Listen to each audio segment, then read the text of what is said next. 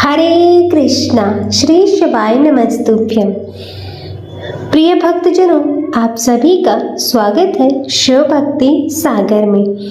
आज पौष मास के कृष्ण पक्ष की एकादशी तिथि है और आज की एकादशी को सफला एकादशी के नाम से जाना जाता है। प्रिय भक्तजनों, आज हम इस वीडियो में एकादशी माता की कथा सुनेंगे, तो आप सब भक्तजन बड़ी ही श्रद्धा, ध्यान पूर्वक और प्रसन्न चित्त मन से एकादशी माता की कथा को श्रवण कीजिएगा। तो सभी प्रेम से बोलिए, एकादशी माता की जय, श्री लक्ष्मी नारायण भगवान की जय। एक बार एक राज्य में एक राजा रहता था। राजा बहुत ही बुद्धिमान और बलशाली था। राजा सदा ही अपनी प्रजा का बहुत अच्छे से ध्यान रखता था। प्रजा भी राजा को बहुत पसंद करती थी। राजा की दो बेटियां थी। राजा अपनी दोनों बेटियों से बहुत प्रेम करता था। राजा की छोटी बेटी देखने में बहुत ही सुंदर और आकर्षक थी और वहीं राजा की बड़ी बेटी छोटी बेटी के मुकाबले थोड़ी कम सुंदर थी। राजा की छोटी बेटी माता का पूजन किया करती थी और सभी लोग राजा की छोटी बेटी से बहुत प्रेम करते थे और बहुत प्रशंसा किया करते थे। राजा भी अपनी छोटी बेटी को बड़ी बेटी से अधिक प्रेम करता था, जिसके कारण राजा की बड़ी बेटी को अपनी छोटी बहन से ईर्ष्या होने लगी। राजा की दोनों बेटियां जब बड़ी हो गई, तब एक पड़ोस के राज्य में रहने वाले राजकुमार राजा की बड़ी बेटी के लिए रिश्ता लेकर आया। लेकिन जैसे ही उस राजकुमार की नजरें राजा की छोटी बेटी पर पड़ी, तो वह राजकुमार राजा की छोटी बेटी पर मोहित हो गया और छोटी बेटी से पहले नजर में प्रेम करने लगा। उस राजकुमार ने राजा की बड़ी बेटी के साथ विवाह करने से मना कर दिया और उसने राजा से कहा कि मैं आपकी छोटी बेटी से विवाह करना चाहता हूँ। और यह सब देखकर राजा की बड़ी बेटी अपनी छोटी बहन से बहुत क्रोधित हो गई और राजा की बड़ी बेटी ने अपनी छोटी बहन को अपना सबसे बड़ा दुश्मन मान लिया। तब राजा की बड़ी बेटी ने अपनी छोटी बहन से बदला लेने का निर्णय किया और राजा की बड़ी बेटी ने अपनी छोटी बहन को जान से मारने का उपाय सोचा और उसने अपनी छोटी बहन को मारने के लिए सबसे पहले एक लड्डू में जहर मिलाकर अपनी छोटी बहन को दे दिया और उसको लड्डू खाने के लिए कहा। लेकिन लड्डू खाने के बाद भी छोटी बहन को कुछ नहीं हुआ, लेकिन फिर भी बड़ी बहन ने हार नहीं मानी और जब उसकी छोटी बहन रात में कमरे में सो रही थी, तब उसने एक मटके में सांप रखकर उसके कमरे में छोड़ दिया। लेकिन सांप भी छोटी बहन का कुछ नहीं कर पाया, जिसके बाद बड़ी बहन ने छोटी बहन से कहा कि चलो हम लोग कुएं में से पानी भरकर ले आते हैं। और वह अपनी छोटी बहन को पानी भरने के बहाने से कुएं के पास ले गई और उसने अपनी छोटी बहन को कुएं में धक्का दे दिया। लेकिन छोटी बहन को तब भी कुछ नहीं हुआ, क्योंकि हर बार ग्यारस माता उसकी रक्षा कर रही थी। उधर बड़ी बहन अपने प्रयास के बाद भी असफल हो रही थी, जिससे वह बहुत क्रोधित हो गई और उसने फिर अपनी छोटी बहन के पास जाकर प्रश्न किया कि मेरी छोटी बहन, क्या तुमको पता है कि भगवान ने सबकी मृत्यु का एक निश्चित समय पर लिखी हुई है और कैसे तुम्हारी और मेरी मृत्यु हो गई। तब छोटी बहन ने अपनी बड़ी बहन को बताया कि हाँ दीदी, मैं जानती हूँ मेरी मृत्यु कैसे होगी। और छोटी बहन से यह सब बातें सुनकर बड़ी बहन मन ही मन बहुत ही प्रसन्न होने लगी और उसने अपनी छोटी बहन से कहा कि तुम मुझे अपनी मृत्यु का राज बताओ। तब छोटी बहन ने अपनी बड़ी बहन से कहा कि मेरी मृत्यु तो एक तोते में है, जो तोते के गले में एक हार है, उससे मेरी मृत्यु होगी। जब कोई भी व्यक्ति उस तोते को मारकर उस हार को अपने गले में पहने तो मैं मूर्छित हो जाऊंगी और जैसे ही उस हार को अपने गले से उतारे तो मैं वापस जीवित हो जाऊंगी। और फिर अपनी छोटी बहन की मृत्यु का राज जानकर बड़ी बहन बहुत खुश हुई और उसने अपनी छोटी बहन को मारने के लिए उस पालतू तोते को ढूंढना शुरू किया और छोटी बहन को इस बात का आभास हो गया था कि कोई उसकी जान लेना चाहता है, जिसके लिए वह अपने पिताजी के पास गई और उसने अपने पिताजी से कहा, पिताजी, मेरी मृत्यु के बाद आप मुझे मत जलाइए, अपनी पुरानी हवेली में एक पलंग पर लेटाकर छोड़ दीजिएगा। तब अपनी छोटी बेटी की यह बातें सुनकर राजा आश्चर्यचकित हो गया और राजा ने अपनी छोटी बेटी से पूछा कि तुम यह क्या कह रही हो। तब राजा की छोटी बेटी ने बताया कि पिताजी, समय किसी के लिए नहीं रुकता, क्या कब किसको हो जाए कुछ पता नहीं है। फिर राजा ने अपनी छोटी बेटी से कहा कि तुम ऐसी बातें क्यों करती हो, 2-3 दिन के बाद तो तुम्हारा विवाह है। लेकिन छोटी बेटी ने अपने पिताजी को ऐसा करने पर मजबूर कर दिया और उनसे वचन ले लिया। राजा ने भी अपनी छोटी बेटी की बात को स्वीकार कर लिया और 2-3 दिनों बाद जब शादी का समय आया तब राजकुमार बारात लेकर राजा के घर आया और राजा की छोटी बेटी का विवाह शुरू हो गया। और जैसे ही राजा की छोटी बेटी राजकुमार के साथ फेरे लेने लगी तो उसकी बड़ी बहन छोटी बहन के कमरे में जाकर उस तोते को पकड़ लेती है और उसको जान से मार देती है और तोते के गले में जो हार था उसको भी अपने गले में धारण कर लेती है। और जैसे ही बड़ी बहन उस हार को अपने गले में धारण करती है तो उधर छोटी बहन 3.5 ही फेरे ले पाती है और वहीं पर बेहोश होकर गिर जाती है। जिसके बाद राजा ने बड़े बड़े वैद्य हकीमों को बुलाया और अपनी छोटी बेटी का इलाज करने के लिए कहा। और राजा की बात सुनकर जब वैद्य ने छोटी बेटी को देखा तो राजा को बताया कि आपकी छोटी बेटी ना तो जीवित है और ना ही मरी हुई है, मैं ऐसा पहली बार देख रहा हूँ। तब राजा ने वैद्य और हकीमों को यह बात बाहर बताने से मना कर दिया और उनको कहा कि यदि तुमने यह बात बाहर आकर किसी को बताई तो हम तुम्हें फांसी दे देंगे। और राजा ने अपनी छोटी बेटी को पुराने महल में जाकर एक पलंग पर लेटा दिया और वहां पर कुछ सैनिकों को तैनात कर दिया। इसके बाद राजा वापस अपने महल पर आ गया और राजा की बड़ी बेटी पिताजी के पास आई और कहने लगी कि पिताजी, अगर यह शादी संपन्न नहीं हुई तो आपकी क्या इज्जत होगी। आप कहे तो मैं आपकी इज्जत बचाने के लिए इस राजकुमार से शादी करने के लिए तैयार हूँ। जिसके बाद राजा ने अपनी बड़ी बेटी की बात मान ली और राजा ने बड़ी बेटी को छोटी बेटी के वस्त्र पहनाकर मंडप में भेज दिया। लेकिन राजकुमार यह जान गया था कि यह राजा की छोटी बेटी नहीं है बल्कि यह राजा की बड़ी बेटी है। लेकिन जब राजकुमार ने शादी करने से मना कर दिया तो सभी लोगों ने राजकुमार को विवश करके राजा की बड़ी बेटी से बचे हुए फेरों को संपन्न करा दिया और विवाह संपन्न हुआ। जिसके बाद राजकुमार राजा की बड़ी बेटी को अपने महल ले गया और विवाह होने के बाद भी राजकुमार ना तो उससे बात करता था और ना ही उसे पसंद करता था और ना ही उसके आसपास भटकता था। और राजकुमार ने यह फैसला लिया कि वह अपनी प्रेमिका को ढूंढकर रहेगा और यह जानकर रहेगा कि उसके साथ क्या हुआ।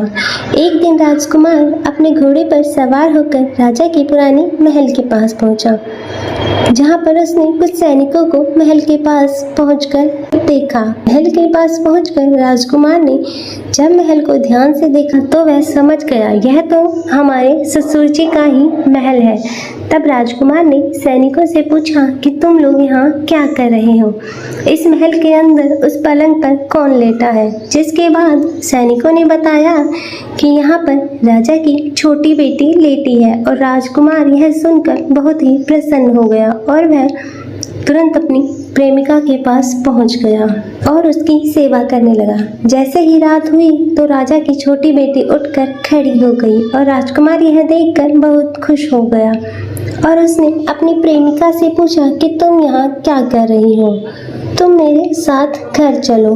तब राजा की छोटी बेटी ने राजकुमार को सारी बातें बता दी कि मेरी जान एक तोते में बसती थी और मैंने यह बात सिर्फ अपनी बड़ी बहन को बताई थी और मुझे पता है कि उसने ही मुझे मारने का प्रयास किया है। उसके पास एक हार है जिसको वह सुबह पहन लेती है और रात को उतार देती है। जब तक वह हार को पहन कर रखती है तब तक मैं मूर्छित रहती हूँ और जैसे ही वह हार को उतार देती है तो मैं जीवित हो जाती हूँ और जब तक मेरी बड़ी बहन के पास वह हार रहेगा तब तक मैं ऐसे ही जीवित और मूर्छित होती रहूँगी। अगर मेरी बड़ी बहन के पास जो हार है वह मेरे हाथ लग जाए तो मैं हमेशा के लिए जीवित हो जाऊंगी। तब राजकुमार यह सब बातें सुनकर राजा की छोटी बेटी के पास रहने का निर्णय लेता है और उसने अपने बचे हुए सारे फेरे उसी पलंग पर लेटी हुई राजा की छोटी बेटी के साथ ले लिए। अपना विवाह पूर्ण कर लिया और वहीं पर वह रहने लगा और देखते ही देखते कुछ समय में राजा की छोटी बेटी और राजकुमार की पत्नी गर्भवती हो गई। एक दिन राजकुमार को किसी काम से बाहर जाना पड़ा। तब छोटी बहन के पेट में बहुत तेज दर्द होने लगा, जिसके बाद उसने माता का आह्वान किया, जिसके बाद वहाँ माता प्रकट हुई और उन्होंने अपने भक्त का दर्द दूर किया और एक पुत्र की प्राप्ति कराई। तब वहीं पर अचानक से राजकुमार भी आ गया। राजकुमार ने ग्यारस माता को देखा तो वह आश्चर्यचकित हो गया। उसने तुरंत ग्यारस माता को प्रणाम किया और ग्यारस माता ने राजकुमार से कहा, जब तुम्हारा पुत्र 5 वर्ष का हो जाए तो तुम आकर अपनी पत्नी का हार इसके गले में डाल देना। और देखते ही देखते राजा की छोटी बेटी का पुत्र 5 वर्ष का हो जाता है। तो राजकुमार अपने बेटे से कहता है कि मैं कुछ काम से बाहर जा रहा हूँ, तुम अपनी माता का ध्यान रखना। और वह वहाँ से चला जाता है। राजकुमार को बाहर निकलता हुआ बड़ी बहन के सैनिक देख लेते हैं और बड़ी बहन को जाकर सारी बात बता देते हैं, जिसके बाद बड़ी बहन अपनी छोटी बहन के पुत्र को उठवा लेती है और उसको मरवा देती है। छोटी बेटी के पुत्र के 2 टुकड़े करवा देती है। पहला टुकड़ा चक्के के पास छुपा देती है और दूसरा टुकड़ा अपने पलंग के नीचे रख लेती है। तब ग्यारस माता भिखारी का रूप लेकर आती हैं और एक भिखारी का रूप रखकर बड़ी बहन के पास चली जाती है, जिसके बाद वहाँ पर भिक्षा मांगने लगती हैं। तो बड़ी बहन अपनी नौकरों से कहती है कि जाकर भिक्षा दे दो, लेकिन जैसे ही नौकर ग्यारस माता को भिक्षा देने के लिए आते हैं तो माता उन्हें मना कर देती है और कहती है कि तुम्हारी महारानी से ही भिक्षा लूंगी। जिसके बाद बड़ी बहन स्वयं भिक्षा देने के लिए ग्यारस माता के पास आती है। तब माता एक बिल्ली का रूप लेकर कमरे में चली जाती है। वहाँ पर छोटी बेटी के पुत्र के 2 टुकड़ों को आपस में जोड़ देती है और उसे जीवित कर देती है। फिर वहाँ से उसे ले जाती है। तब राजकुमार अपने बेटे को लेकर अपनी पत्नी के पास जाता है और उससे कहता है, तुम इसका ध्यान रखना। अगर तुम इस बच्चे का अच्छे से ध्यान रखोगी तो मैं तुमसे बात करूंगा। और एक दिन राजकुमार अपने बेटे से कहता है कि तुम अपनी माता से उनके गले का हार मांग लो। पिता की बात मानकर राजकुमार का बेटा अपनी माता जी के पास जाता है और कहता है, माता मुझे तुम्हारा हार चाहिए। यह सुनकर पहले तो बड़ी बहन बहुत क्रोधित होती है, पर उसको याद आता है कि राजकुमार ने कहा था कि मैं इस बच्चे का अच्छे से ध्यान रखूंगी तो वह मुझसे बात करेंगे, जिसके कारण वह उस हार को उस बच्चे को दे देती है और तुरंत हार को ले जाकर वह अपने पिताजी को दे देता है। और तभी राजकुमार अपने बेटे को लेकर वहां से जाने लगता है और अपनी पत्नी से कहता है कि तुम हमारे लिए खाना बनाकर रखना, मैं शाम को आकर तुम्हारे साथ खाना खाऊंगा। और वह अपने बेटे को लेकर वहां से चला जाता है और उसके बाद राजा के पास जाता है और उनको सारी बात बता देता है। तब राजा अपने बेटे की क्रूरता सुनकर बहुत ही क्रोधित होते हैं और अपनी परवरिश को ही दोष देने लगते हैं। राजकुमार को अपनी छोटी बेटी के साथ रहने के लिए आदेश देते हैं और इस प्रकार ग्यारस माता की कृपा से राजकुमार और राजा की छोटी बेटी सुखपूर्वक रहने लगते हैं। अतः हे ग्यारस माता, इस कथा को कहते सुनते हुंकारा भरते सब पर अपनी कृपा बनाए रखना। सभी के जीवन से दुखों को दूर कर उनके जीवन में सुख समृद्धि लेना। और तो सभी प्रेम से बोलिए एकादशी माता की जय, श्री लक्ष्मी नारायण भगवान की जय, श्री उमापति शंकर भगवान की जय। प्रिय भक्तजनों, तो मैं उम्मीद करती हूँ कि आपको आज की यह कथा पसंद आई हो। आइए भक्तजनों, श्रवण करते हैं एकादशी के अवसर पर सुनी जाने वाली ग्यारस माता की आरती। ओम जय एकादशी माता मैया, जय एकादशी माता। विष्णु पूजा व्रत को धारण कर शक्ति मुक्ति पाता। मैया जय एकादशी माता। तेरे नाम गिनाऊं देवी, भक्ति प्रदान करनी। गण गौरव की तेनी माता, गण गौरव की तेनी माता, शास्त्रों में वर्णी। ओम जय एकादशी माता। मार्गशीर्ष के कृष्ण पक्ष की उत्पन्ना, विश्व तारिणी जनमी, विश्व तारिणी जनमी। शुक्ल पक्ष में हुई मोक्षदा, मुक्ति दाता बन आई। ओम जय एकादशी माता। पौष के कृष्ण पक्ष की सफला नामक है, शुक्ल पक्ष में होए पुत्रदा, शुक्ल पक्ष में होए पुत्रदा, आनंद अधिक रहे। ओम जय एकादशी माता। नाम षठ तिला माघ मास में कृष्ण पक्ष आवे, शुक्ल पक्ष में जया कहावे, विजय सदा पावे। ओम जय एकादशी माता। विजया फागुन कृष्ण पक्ष में शुक्ला अमल की, पाप मोचनी कृष्ण पक्ष में, पाप मोचनी कृष्ण पक्ष में, चैत्र महाबली की। ओम जय एकादशी माता।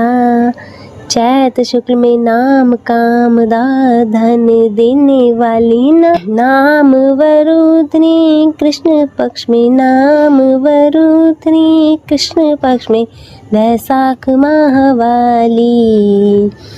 ओम जय एकादशी माता। शुक्ल पक्ष में होए मोहिनी अपराजेष्ठ कृष्ण पक्षी, नाम निर्जला सब सुख करनी, शुक्ल पक्ष रखी। ओम जय एकादशी माता।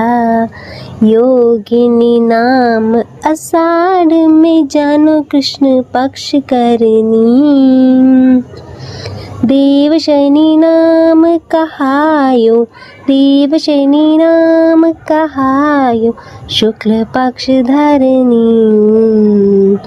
ओम जय एकादशी माता। कामिका श्रावण मास में आवे, कृष्ण पक्ष कहिए, श्रावण शुक्ला होए पवित्रा, आनंद से रहिए। ओम जय एकादशी माता। अजा भाद्रपद कृष्ण पक्ष की, परिवर्तनी शुक्ला, इंद्रा अश्विन कृष्ण पक्ष में, इंद्रा अश्विन कृष्ण पक्ष में, व्रत से भव सागर निकला। ओम जय एकादशी माता। पापा कुंशा है शुक्ल पक्ष में आप हरनहारी, रमा मास कार्तिक में आवे सुखदायक भारी। ओम जय एकादशी माता, देवोत्थानी शुक्ल पक्ष की दुख नाशक मैया, पावन मास में करो विनती, पावन मास में करो विनती, पार करो नैया। ओम जय एकादशी माता। प्रिय भक्तजन, मैं आशा करती हूँ कि आपको यह कथा पसंद आई होगी। वीडियो अच्छी लगे तो इसे लाइक करें, शेयर करें और कमेंट जय श्री हरि विष्णु भगवान लिखना ना भूलें और चैनल को सब्सक्राइब कर नोटिफिकेशन बेल को जरूर ऑन करें। हर हर महादेव। ओम नमः शिवाय। जो कोई आरती एकादशी की भक्ति सहित गावे, जन गुरु दिता स्वर्ग का वासा, जन गुरु दिता स्वर्ग का वासा, निश्चय वह पावे। ओम जय एकादशी माता मैया, जय एकादशी माता मैया, जय एकादशी माता। बोलो श्री हरि विष्णु भगवान की जय, एकादशी माता की जय। हरे कृष्ण।